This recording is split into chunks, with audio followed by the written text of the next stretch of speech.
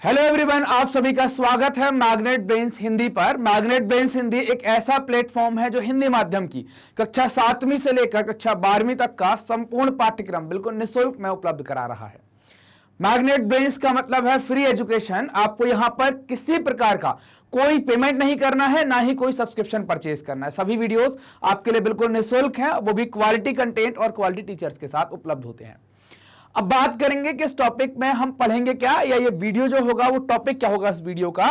तो इस वीडियो का टॉपिक होगा मुख्य फसलें। ये टॉपिक है कक्षा 10वीं के भूगोल के चैप्टर नंबर 4 का। चैप्टर नंबर 4 का नाम है कृषि।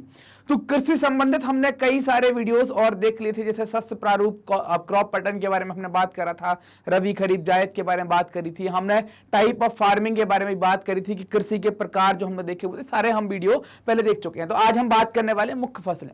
इसमें कई प्रकार की फसलें होंगी। मुख्य फसलों में पहले हम खाने वाली फसलों की बात करेंगे, फिर नहीं खाने वाली फसलों की बात करेंगे, तेल निकालने वाली फसलों की बात करेंगे, है ना। 3-4 वीडियो इस चीज से संबंधित आपके आने वाले हैं अगले, है ना, आगे जो आपके आएंगे। तो इसके अलावा 3-4 टॉपिक आपको और देखने को मिलने वाले हैं मुख्य फसलों संबंधित, है ना।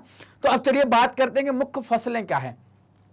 फसल का मतलब आप सब समझते हैं क्या है ना। फसल का मतलब आप सब समझते हैं। फसल मतलब जो कृषि का उत्पाद होता है, कृषि से जो खेत से निकल कर आता है, उसको आप क्या कहते हैं, फसल कहते हैं। ये फसलें आपकी 2 प्रकार की हो सकती हैं। खाद्य फसलें हो सकती हैं और अखाद्य फसलें हो सकती हैं। खाद्य का मतलब क्या है कि जिनका खाने में उपयोग होता है, जिनका खाने में उपयोग होता है। और अखाद्य का मतलब जिनका खाने में उपयोग नहीं।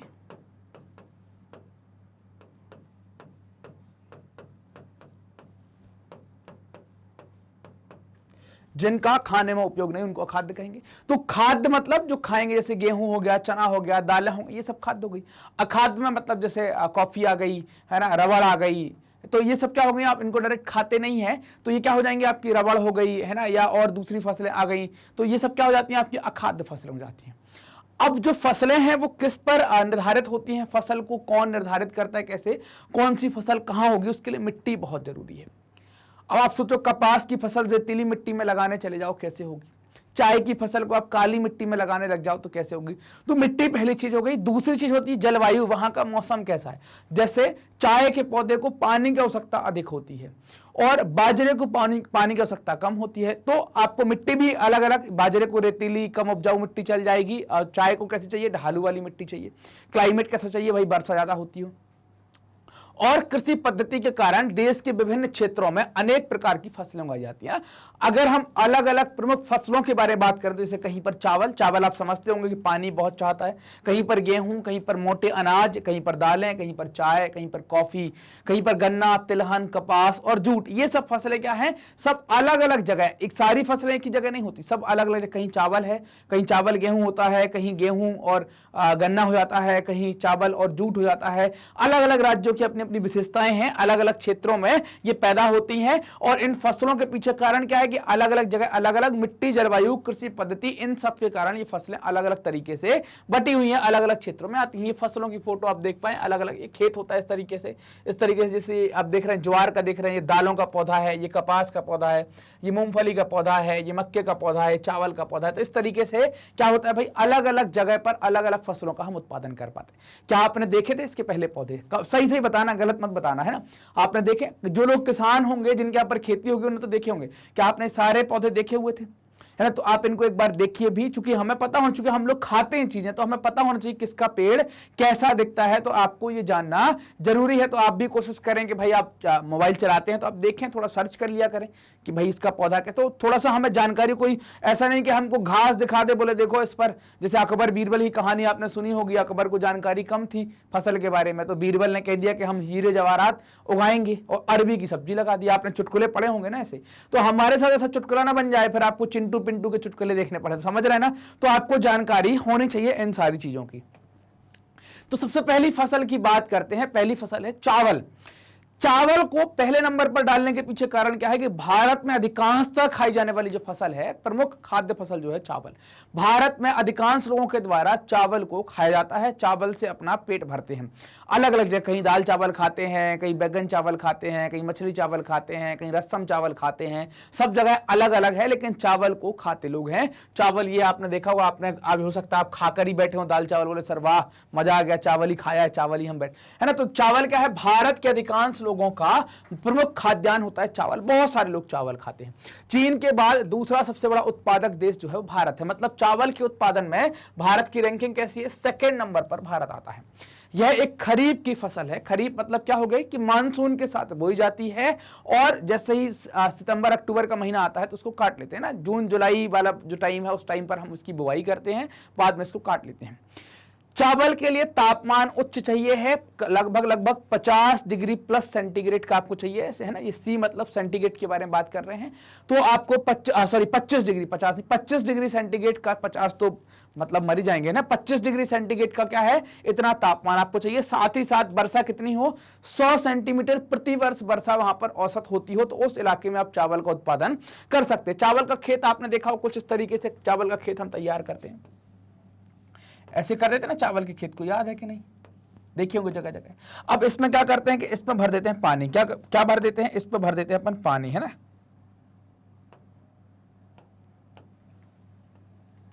ऐसा पानी भर जाता है इनके अंदर, याद होगा आपको। और ये पानी भर जाने के बाद फिर चावल क्या करते हैं, इस पर रोपना स्टार्ट करते हैं, हम करते हैं कि नहीं, याद है कि नहीं। ये खेत में क्या कर दिया, छोटी छोटी क्यारियां बना दी ऐसी, और इस पर फिर अपन क्या कर देते हैं, ये पानी भर दिया। पानी भरने के बाद क्या करते हैं कि उसके ऊपर अपन फसल रोपना स्टार्ट कर देते हैं ना, फसल रोपते चले जाते हैं, ऐसे आपने देखे होंगे, ऐसे रोपते चले जाते हैं, फिर बाद में इसमें खाद वाद डाल देते हैं। तो ये चावल के खेत का इस तरीके से खेत तैयार करते हैं, उसमें है ना, आपने देखा हो चूंकि पानी में चावल ज्यादा रहता है, तो जहां पर पानी की बहुतायत होगी वहां पर चावल होगा। साथ ही साथ तापमान 25 डिग्री सेंटीग्रेड से अधिक होना चाहिए।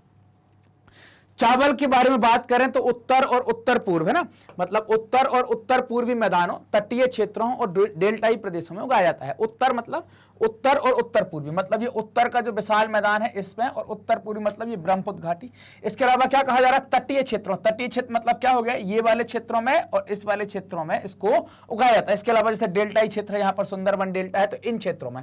तो क्या समझ में आ गया, चावल उत्तर में मतलब पूरा उत्तर प्रदेश, आप देखें पंजाब में, हरियाणा में, सब जगह उगाया जा रहा है, पंजाब हरियाणा, है ना, और अब फिर उत्तर प्रदेश पूरा आ गया, मध्य प्रदेश के बहुत सारे इलाके में उगाया जा रहा है, फिर आप पूरा कवर करते हुए आगे बढ़ जाएंगे, बिहार, बंगाल, है ना, और फिर इसके बाद आसाम के अंदर भी, उत्तर और उत्तर पूर्व में। साथ ही साथ तटीय क्षेत्रों में, तटीय मतलब गुजरात, महाराष्ट्र, गोवा, कर्नाटक, केरल, तमिलनाडु, आंध्र प्रदेश, और फिर क्या आ गया आपका उड़ीसा। तो इन राज्यों के अंदर इसको पर्याप्त मात्रा में उगाया जा रहा है। इनके अलावा जैसे अगर कम वर्षा वाले क्षेत्र हैं, पंजाब, हरियाणा, राजस्थान, पश्चिम उत्तर, तो यहां पर कैसे है कि भाई सिंचाई के माध्यम से, चावल को पानी की आवश्यकता बहुत है, तो यहां पर सिंचाई के माध्यम से, जैसे ये वाले इलाके हैं ना जो इस पे हमने कवर कर लिया उत्तर भारत के मैदान में, तो जो पंजाब, हरियाणा, राजस्थान, पश्चिमी उत्तर में, पश्चिमी उत्तर है ना, जो पश्चिम उत्तर मतलब पश्चिम उत्तर प्रदेश का पश्चिम क्षेत्र जो है, वहां पर चावल को सिंचाई के माध्यम से उगाते हैं, चूंकि वहां पर वर्षा इतनी होती नहीं है, लेकिन जल नीचे से निकालकर ट्यूबवेल के माध्यम से सिंचाई कर करके चावल को हम यहां पर उगा लेते हैं। दूसरे फसल पर आते हैं, सेकंड नंबर की फसल है गेहूं, जिसकी आपने रोटी खाई होगी आज, पराठे खाए होंगे आपने आज, ब्रेड खाई होगी या बिस्किट खाई होगी, जो भी आटे की या मैदा की चीज बनती है उसमें सब में गेहूं का उपयोग करते हैं। तो गेहूं या व्हीट भारत की दूसरी सबसे महत्वपूर्ण खाद्यान्न फसल है, मतलब ये दूसरी प्रमुख फसल है जो लोग अधिकांश खाते हैं। सबसे ज्यादा फसल कौन सी खाते हैं, सबसे ज्यादा कौन सी फसल का उपयोग करते हैं, चावल का। चावल जब कच्चा रहता है, इस पर कवर रहता है, उसको धान कहते हैं, पैडी, और उसके बाद जब कवर हटा देते हैं तो वो चावल हो जाता है। ऐसे ही गेहूं दूसरे नंबर पर है, ये रबी की फसल है, मतलब ठंडी में इसकी बुवाई होती है, मतलब कि क्या अक्टूबर नवंबर के अंदर इसकी बुवाई हो जाएगी और मार्च अप्रैल के अंदर इसको क्या करेंगे, इसकी कटाई कर लेंगे, है ना। तो अक्टूबर नवंबर में इसकी बुवाई, मार्च अप्रैल के अंदर इसकी कटाई कर लेंगे। ये गेहूं ऐसा आपने सबने देखा होगा, ये गेहूं की बाली है ना, गेहूं की बाली है, आपने सबने खेतों में देखी होगी। इससे ही हमारा आटा बनता है, आटे से हम डिफरेंट चीजें बनाते हैं, जो भी आप आटे और मैदे की चीजों का उपयोग करते हैं। इस फसल को उगाने के लिए शीत ऋतु और पकने के लिए सूखी, है ना, पकने के लिए क्या है, खिली धूप का समय उपयुक्त होता है। तो इस कारण से बुवाई कब होती है? ठंडी में, फिर ये बढ़ती रहती है। तो आप देखेंगे कि मान लीजिए कि अगर अपन ने सितंबर अक्टूबर में इसको लगा दिया तो अक्टूबर नवंबर दिसंबर, ये 3-4 महीने मिल जाते हैं इसको, है ना। या अक्टूबर नवंबर में हमने लगा दिया है, दिवाली के आसपास लगाते हैं। अक्टूबर नवंबर में हमने लगा दिया है। अक्टूबर नवंबर में लगाने के बाद अक्टूबर नवंबर दिसंबर जनवरी और फरवरी से फिर धीरे धीरे धूप खुलना स्टार्ट हो जाती है। तो धूप खिलना स्टार्ट होती है, धूप में ये पक जाती है। तो बुवाई होगी ठंडी में, कटाई होगी गर्मी में या खिलती हुई धूप में। ये इसकी दो आवश्यकताएं होती हैं। गेहूं की फसल उस क्षेत्र में हो सकती है जहां पर कम से कम 50 से 70 सेंटीमीटर वर्षा होती हो। ये कैसी वर्षा है? वार्षिक वर्षा का रूप है। गेहूं कहां कहां पर उगाया जाता है? तो दो अलग अलग क्षेत्रों में, उत्तर पश्चिम में गंगा सतलुज के मैदान में। उत्तर पश्चिम की अगर हम बात करें तो ये गंगा सतलुज का जो मैदान है यहां पर उगाते हैं। ये पूरे बेल्ट में जहां जहां पर धान उगाते हैं ना, वहां वहां पर धान के बाद सब कोई गेहूं लगा लेता है यहां पर। और इसके अलावा की बात करें, दक्कन का काली मिट्टी वाला क्षेत्र, दक्कन वाला जो इलाका है नीचे भारत का, है ना, काली मिट्टी जैसे मालवा वाला इलाका, गुजरात का इलाका, महाराष्ट्र का इलाका, इन इलाकों में भी इसका उत्पादन पर्याप्त मात्रा में करते हैं। राज्यों में बात करें तो पंजाब, हरियाणा, उत्तर प्रदेश, मध्य प्रदेश, बिहार और राजस्थान के कुछ भागों में गेहूं पैदा किया जाता है। अब बात करते हैं मोटे अनाज। मोटे अनाज क्या कहलाते हैं? तो मोटे अनाज 3-4 अनाजों का या 3-4 जो आपकी फसल है इनका कॉम्बिनेशन है, ज्वार, बाजरा और रागी का ना। मोटे अनाजों को हम इंग्लिश में कहते हैं मिलेट्स कहलाते हैं। आपने कई बार देखा होगा कि बिस्किट आती है, बोले फाइबर वाली चाहिए, तो इनमें फाइबर ठीक ठाक होता है, इस कारण से स्वास्थ्य के लिए बहुत अच्छे माने गए हैं। इनमें पोषक तत्वों की मात्रा सर्वाधिक होती है। ये आप देख पा रहे हैं, ये सारे मोटे अनाज आपके सामने रखे हुए हैं। इन मोटे अनाजों में ज्वार, बाजरा, रागी के अंदर पोषक तत्वों की मात्रा सर्वाधिक होती है, इसलिए ये हेल्थ के लिए बहुत अच्छे, स्वास्थ्य के लिए बहुत अच्छे होते हैं। रागी एक फसल है, आप कभी सर्च करना आपको मिलेगा रागी, है ना। तो रागी का आटा भी आता है, रागी के दाने भी आते हैं। रागी एक फसल है जिसमें प्रचुर मात्रा में लोहा, कैल्शियम और सूक्ष्म पोषक तत्व पाए जाते हैं। इस कारण से इसका उपयोग पर्याप्त मात्रा में आजकल लोग खाने में, पहले तो होता ही था, आजकल लोग अवेयर हो रहे हैं, लोग जान रहे हैं, तो फिर से पुरानी चीजों को खोद खोद कर खाना स्टार्ट कर दिया है। खोद खोद कर मतलब जमीन से खोद कर नहीं ला रहे हैं, ढूंढ ढूंढ कर, सर्च कर कर कर, है ना, ढूंढ कर कि कौन सी अच्छी चीज, वैसा खोदना कह रहा हूं मैं। फिर आप बोलोगे सर मिट्टी में कैसे खोदेंगे? वैसा खोदने का मतलब क्या है? ढूंढ कर कौन सी पुरानी चीज अच्छी थी उसको ढूंढ कर ला रहे हैं, खा रहे हैं। तो रागी की फसल भी अब धीरे धीरे ज्यादा पैदावार उसकी होने लगी है, लोग इसको खाने लगे हैं। ये कैसी है? शुष्क फसल है, शुष्क क्षेत्र में उगाई जाने वाली फसल होती है। प्रमुख राज्य कौन से हैं? कर्नाटक, हिमाचल प्रदेश, उत्तराखंड। इन राज्यों के अंदर रागी को पर्याप्त मात्रा में, या जो मोटे अनाज हैं, खासतौर से हम जो बात कर रहे हैं रागी की, रागी को कर्नाटक, हिमाचल, उत्तराखंड के अंदर पर्याप्त मात्रा में उगाया जाता है। अब जो ज्वार बाजरा हमने देखा था, तो उसमें हम ज्वार की बात करते हैं। क्या है ज्वार? क्षेत्रफल उत्पादन की दृष्टि से देश की तीसरी महत्वपूर्ण फसल है। ज्वार कहते हैं ना, ज्वार ये ऐसा पौधा होता है, ये इस तरीके का, कुछ जगह पर इसको जुंडी भी कहते हैं, ज्वार कहलाता है। तो इसका क्या है? इसका भी आटा बनता है, उसकी भी रोटी खाई जाती है। तीसरी महत्वपूर्ण, चावल गेहूं के बाद ज्वार तीसरी महत्वपूर्ण। यह फसल वर्षा पर निर्भर करती है, मतलब कि आपको समझ जाना चाहिए कि ये कब है? खरीफ की फसल है। तो क्या कहते हैं इसको? वर्षा पर निर्भर करेगी तो कैसी फसल हो गई? खरीफ की फसल हो जाएगी सर। तो ये खरीफ की फसल, समझ में आया ना। खरीफ रबी तो हम पढ़ चुके हैं ना, कोई डाउट तो नहीं है ना खरीफ रबी में। तो ये अब यह आर्द्र क्षेत्रों में उगाई जाती है। आर्द्र का मतलब क्या है? कि जहां पर सूखा, थोड़ा सा गर्मी ज्यादा होती है, उस क्षेत्रों में उगाई जाती है। इसके लिए सिंचाई की आवश्यकता नहीं होती है। क्योंकि सिंचाई क्यों होगी? क्योंकि हमने कब लगा दिया है इसको? मानसून आने के साथ इसको लगा दिया। उत्पादक राज्य कौन से हैं? महाराष्ट्र, कर्नाटक, आंध्र प्रदेश और मध्य प्रदेश। यहां पर इसका उत्पादन ठीक ठाक मात्रा में किया जाता है। तीसरी महत्वपूर्ण फसल हो जाती है ज्वार या सोरगम। बाजरा की बात करें, यह बलुआ और उथली काली मिट्टी पर होती है। बाजरा के बारे में अगर देखा जाए तो दुनिया की सर्वाधिक सूखा बर्दाश्त करने वाली फसल है ना। क्या? सूखा बर्दाश्त करने वाली, मतलब जो सबसे सूखा क्षेत्र होता है वहां पर आप बाजरा लगा देंगे तो इसके होने की संभावना रहेगी। दूसरी फसलें हो सकता कि सूख जाए।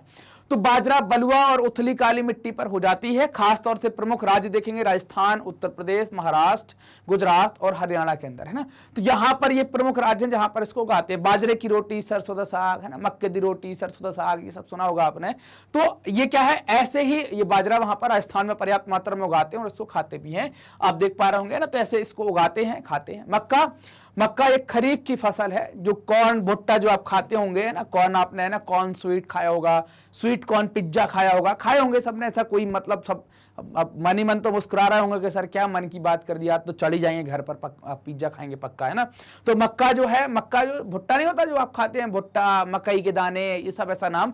तो ये खरीफ की फसल है। इसमें भी फाइबर अच्छी मात्रा में होता है, पोषक तत्व अच्छी मात्रा में पाए जाते हैं। यह खाद्यान्न के बारे में बात करें तो यह खाद्यान्न चारा, मतलब खाद्यान्न और चारा दोनों रूप में उपयोग होता है। किसका? हम मतलब मक्के की बात कर रहे हैं। किसकी बात कर रहे हैं? मक्का की बात कर रहे हैं। मक्के का चारा भी काट लेते हैं और खाद्यान्न में भी काम है, जानवरों के काम का भी और हमारे काम का भी है। तापमान 21 डिग्री से 27 डिग्री सेंटीग्रेड आपको चाहिए। पुरानी जलोढ़ मिट्टी पर इसको आप अच्छे तरीके से उगा सकते हैं। मक्का जो है वो रबी की ऋतु में बिहार में उगाया जाता है, बाकी सब जगह खरीफ में। मतलब अपन अभी क्या देख रहे थे, खरीफ की फसल है, लेकिन रबी में कहां उगा रहे हैं? बिहार के अंदर रबी में उगाया जाता है, मतलब ठंडी में जो बुवाई होती है दिवाली के आसपास वाली, तो वो। प्रमुख उत्पादक राज्य कौन से? कर्नाटक, मध्य प्रदेश, उत्तर प्रदेश, बिहार, आंध्र प्रदेश और तेलंगाना, ये इसके प्रमुख उत्पादक राज्य होते हैं।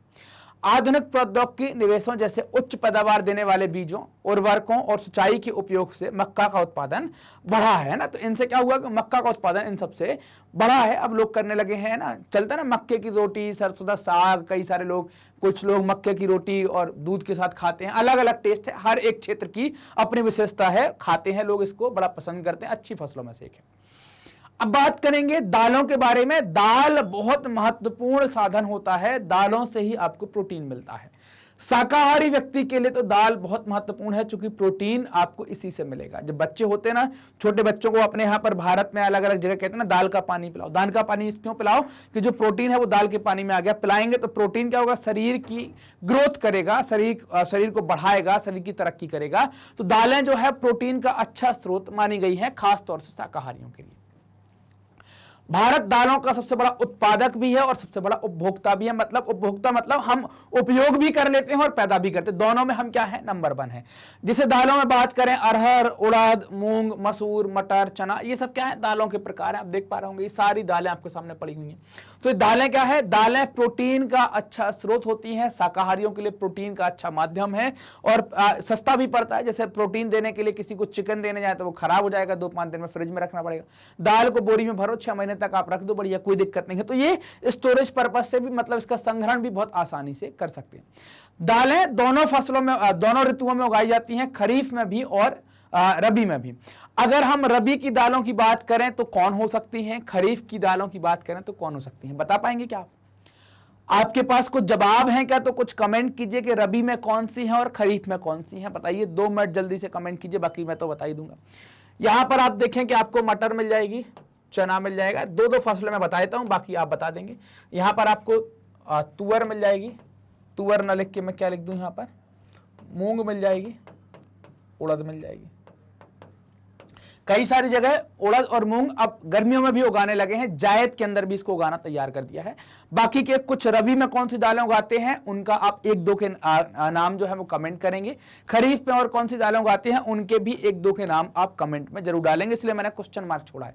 हालांकि मैंने पहले सोचा था कि आपसे पूछूंगा और आप कमेंट करेंगे तो बताएंगे, लेकिन फिर मैंने सोचा 1-2 उदाहरण देता हूं, बाकी के अब आप बताएंगे। रबी मतलब जिसकी बुवाई ठंडी के टाइम पर होती है, दिवाली दशहरा के आसपास होती है, वैसी दालों के नाम। खरीफ की दालों का मतलब क्या होगा? कि जिनकी बुवाई बरसात आने के साथ होती है, तो उनका। दालों को शुष्क परिस्थितियों में भी उगाया जा सकता है, क्योंकि इन्हें कम नमी की आवश्यकता होती है, इस कारण से इन्हें शुष्क परिस्थितियों में भी आप उगा सकते हैं। अरहर को छोड़कर, जिसको पिजन पी कहते हैं, अरहर का है पिजन पी कहलाता है, इसको छोड़कर सभी दालें भूमि की उर्वरता बनाए रखती है। उर्वरता मतलब शक्ति बनाए रखती हैं, उत्पादन क्षमता बनाए रखती हैं। उत्पादन क्षमता कैसे बनाए रखती हैं?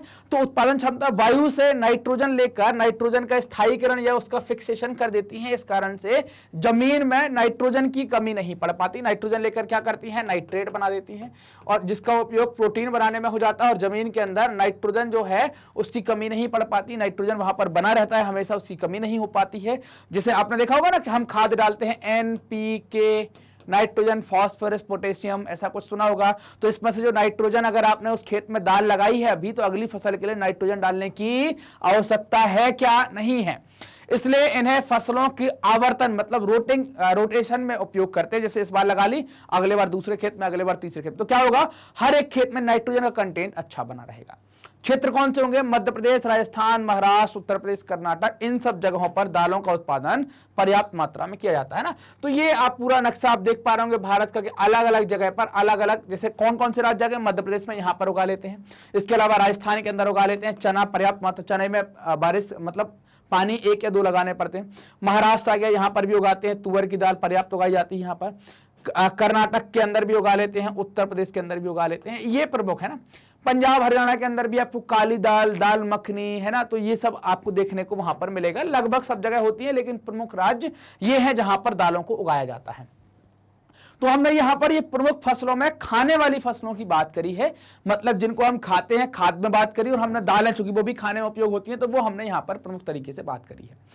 अगले वीडियो के अंदर हम कुछ ऐसी फसलों की बात करेंगे कि जो अखाद्य हैं लेकिन उनको भी हम खाने में उपयोग करते हैं, और दूसरे वीडियो में तेल की फसलों की बात करेंगे कि ऑयल सीड मतलब ऑयल किन किन से हम निकाल पाते हैं, बागवानी वाली फसलें कौन सी हैं, इन सब पर हम बात करने वाले हैं। मैग्नेट ब्रेन्स ने आपकी सुविधा के लिए अपनी वेबसाइट बनाई है magnetbrains.com। वेबसाइट का उपयोग करने के लिए आप सर्च बार में टाइप करेंगे www.magnetbrains.com। जैसे ही आप ये लिखते हैं आप हमारी वेबसाइट में पहुंच जाते हैं। आप यहां से कोई सा भी कोर्स आप पिक कर सकते हैं, कई सारे कोर्स है, चूंकि आप हिंदी माध्यम के हैं तो आप यहां पर 7वीं से 12वीं वाला चूज करेंगे। यहां पर आपको एनसीईआरटी, सीबीएसई मतलब जो एनसीईआरटी की बुक है वो मिलेगी, यूपी बिहार बोर्ड, सब आपको यहां पर धीरे धीरे कवर होते हुए मिलेगा आपका, है ना। तो सारे वीडियो आपको यहां पर मिल जाएंगे, जैसे एनसीईआरटी के तो ऑलमोस्ट कवर हो गए, सारे वीडियो आपको मिल जाएंगे। बिहार यूपी बोर्ड का भी कंटेंट आपको पूरा यहां पर मिलेगा, सारी चीजें आपको यहां पर मिलती हैं। सिलेक्ट किया, फिर आप क्लास 10th के हैं तो आपने क्लास 10th को यहां पर सिलेक्ट किया, क्लास 10th सिलेक्ट करेंगे, सिलेक्ट करते ही सारे टीचर्स आपके सामने होंगे। अब आप जो वीडियो देखना चाहते हैं, जो सब्जेक्ट पढ़ना चाहते हैं, पढ़ सकते हैं। मान लीजिए कि आपको भूगोल ही पढ़नी है, तो आपने यहां पर भूगोल में वॉच नाउ पर क्लिक किया। जैसे ही वॉच नाउ पर आप क्लिक करेंगे तो क्या होगा, वॉच नाउ पर क्लिक करते ही भूगोल का चैप्टर वाइज प्लेलिस्ट आपके सामने, जो चैप्टर देखना है क्लिक किया, सारे टॉपिक खुलेगा, जो टॉपिक देखना है उस पर क्लिक करेंगे, आसानी से वीडियो कुछ इस तरीके से हम देख पाएंगे। पूरा वीडियो हमने देखा ही है, फिर देखने के बाद हमें अगले टॉपिक पर जाना है, तो अगला टॉपिक देखना है तुरंत, तो नेक्स्ट वीडियो के बटन का उपयोग करेंगे, अगले पर तुरंत चले जाएंगे। जैसा कि आप जानते हैं कि मैग्नेट ब्रेन्स हिंदी माध्यम के विद्यार्थियों के लिए कक्षा 7वीं से लेकर 12वीं तक का संपूर्ण पाठ्यक्रम बिल्कुल निःशुल्क में उपलब्ध करा रहा है। तो वीडियो कैसे प्राप्त करेंगे आप, तो प्राप्त करने के लिए मैग्नेट ब्रेन्स हिंदी को सब्सक्राइब करेंगे, और जो भी वीडियो आप देख रहे हैं, देख लिए हैं, उनको आप लाइक करेंगे और अपने दोस्तों के साथ तो तुरंत बिना देर किए शेयर करेंगे, ताकि सबका भला हो ना भाई, सबको फायदा होना चाहिए, सब लोग पढ़ पाएं। और कमेंट सेक्शन में जाएं और कमेंट कर आप हमें भी बताएं कि आपको वीडियोस कैसे लग रहे हैं। अपने डाउट भी आप वहां पर पूछ सकते हैं, कमेंट में आप डाउट डाल सकते हैं। डाउट अगर कुछ डाउट होता है तो उसका कमेंट आपको वहीं कर दिया जाएगा, या किसी वीडियो में उस डाउट को क्लियर कर दिया जाएगा। धन्यवाद।